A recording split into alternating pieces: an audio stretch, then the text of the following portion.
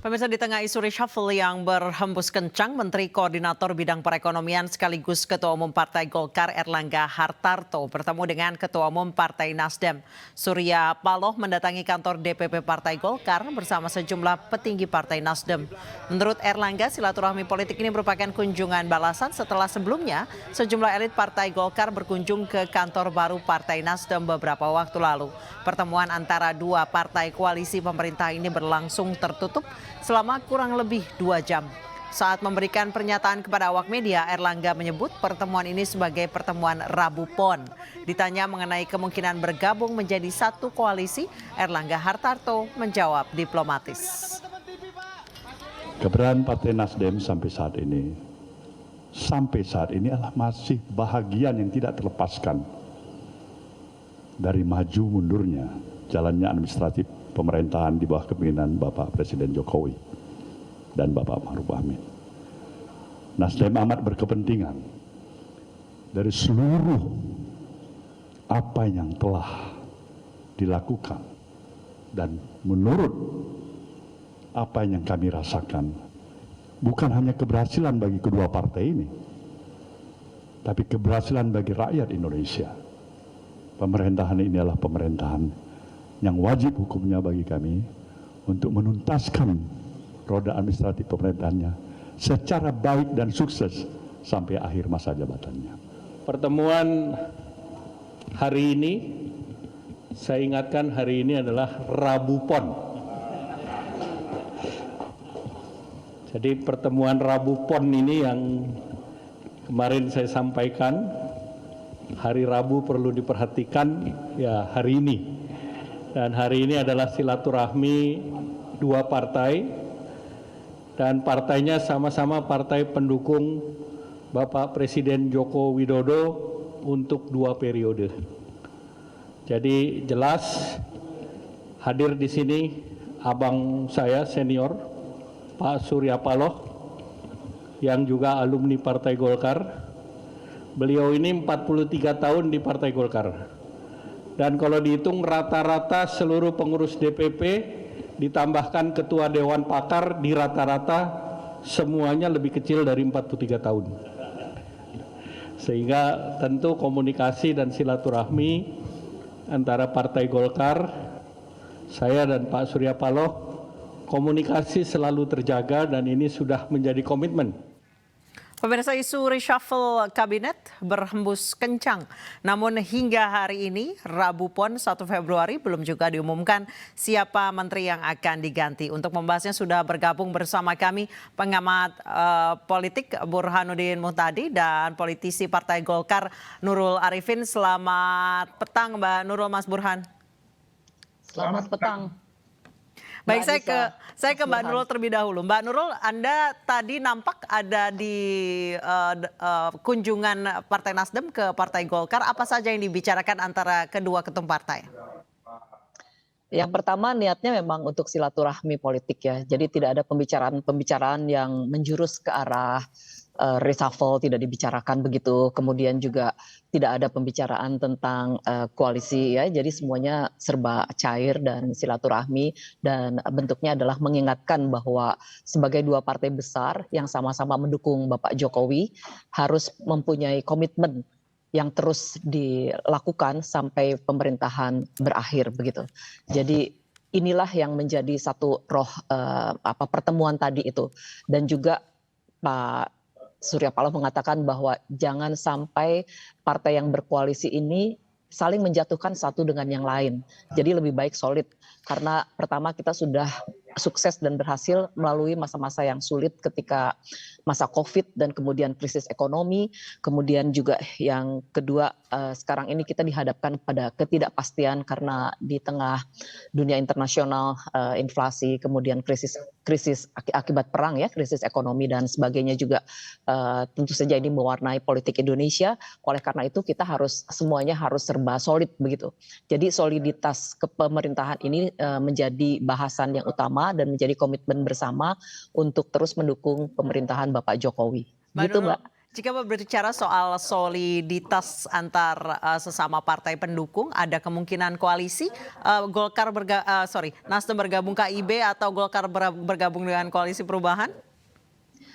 Kalau dalam politik itu tidak ada hal yang mustahil ya Mbak. Jadi impossible is possible begitu. Jadi semua politik itu sangat dinamis, kemudian juga biasanya last minute begitu ya. Jadi kita tidak tahu sampai hari ini kita tidak berbicara soal koalisi begitu. Tadi sih bilangnya kalau misalnya KIB mau bergabung ke Nasdem silakan, Nasdem pun why not gitu. Jadi bahasanya masih sangat cair seperti itu dan belum menurut saya belum ada satu komitmen bersama untuk lebih serius begitu. Belum menjurus ke sana sih Mbak. Baik, ini berarti masih penjajakan awal ya Mbak Nurul ya? Iya, dan mengingatkan kembali bahwa kita ini keluarga besar ya, karena kita tahu juga bahwa Pak Surya Paloh ini akarnya dari Golkar, jadi secara rasa begitu dan kemudian psikologis dan emosionalnya itu begitu ya masih sangat Golkar lah. Jadi berbicara kayak seperti tadi itu rasa-rasanya memang tidak mungkin Nasdem misalnya meninggalkan Golkar ataupun Golkar meninggalkan Nasdem. Karena dalam satu rasa yang sama, ideologi yang sama, kemudian juga tumbuh besar bersama, saya kira seperti itu. Tapi kalau fixnya saya kira saat ini belum waktunya dibicarakan. Mas Burhan, 2023 tahun politik, semua pertemuan ketua umum menjadi bahasan yang sensitif. Lihat pertemuan hari ini bagaimana Mas Burhan? Ya betul, kalau kita lihat pertemuan kali ini, terutama Surya Paloh dengan Erlangga Hartarto, itu tidak bisa dilepaskan dari konteks politik yang terjadi belakangan ini. Pertama adalah berkaitan dengan posisi Nasdem yang sudah punya bakal capres, namanya Anies Baswedan, dan karena sudah menetapkan bakal capres, yaitu Anies Baswedan, Nasdem dianggap telah keluar dari peta koalisi istana. Kemudian ada salah satu partai internal koalisi pemerintahan yang secara keras mengkritik Nasdem. Ya saya sebut aja namanya PDI Perjuangan. Dan kemudian muncul juga satu sinyalemen berkaitan dengan reshuffle. Jadi ada konteks ini nih yang tidak bisa kita lepaskan dari pertemuan silaturahmi politik antara Surya Paloh dan Erlangga Hartarto.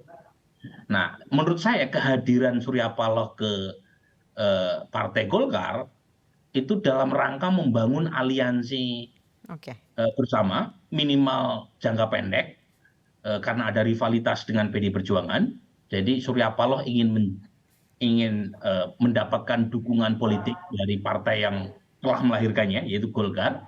Dan saat yang sama juga menjajaki kemungkinan peta koalisi 2024. Karena seperti yang Mas Burhan, kalau Anda melihat sekarang dulu, petanya bakal bergeser atau berputar atau bergerak? It's too early to tell. Jadi terlalu cepat kalau kita membidik peta koalisi 2024 berdasarkan manuver hari ini. Jadi ini istilahnya itu kayak moving target.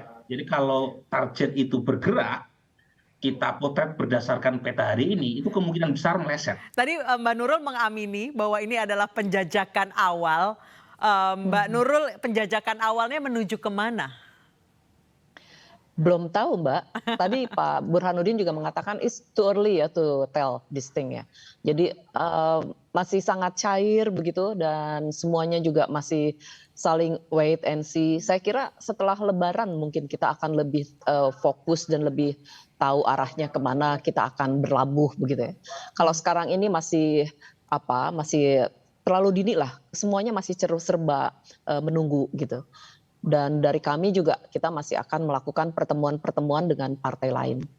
Cuma yang menarik kan begini Anissa ya, kalau Mas disebut penjajakan, kenapa penjajakan Nasdem tidak dilakukan ke Tengku Umar misalnya?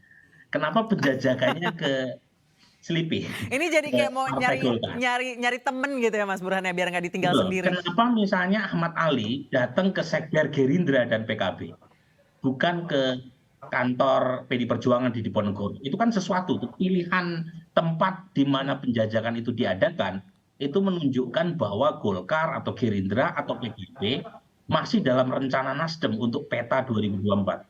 Tetapi untuk konteks PD Perjuangan sepertinya sulit karena tidak ada penjajakan sama sekali gitu. Jadi lagi-lagi pilihan tempat itu menunjukkan bahasa politik yang bisa kita tangkap tentang kemungkinan peta 2024 yang penjajakan saja belum tentu terjadi, apalagi partai yang tidak pernah dijajaki. Jadi Baik, itu kira-kira ya bahasa atau cara kita untuk membaca pertemuan Surya Paloh dengan elit Partai Nasdem dengan Partai Golkar adalah tadi dalam konteks situasi politik internal koalisi yang memanas, terutama pasca Nasdem mendeklar Anies Baswedan sebagai capres, maka Nasdem perlu teman, terutama dalam konteks rivalitas diam-diam maupun terang-terangan di internal koalisi. baik. Saya tanya ke Mbak Nurul, apakah tadi ada bukan soal penjajakan tapi lebih soal ke mencari ally, mencari teman di tengah posisi Nasdem yang memang sedang diganggu di dalam kabinet. Kita akan lanjutkan perbincangan ini usai jeda. Mas Burhan, Mbak Nurul tetap bergabung bersama kami di Newsroom.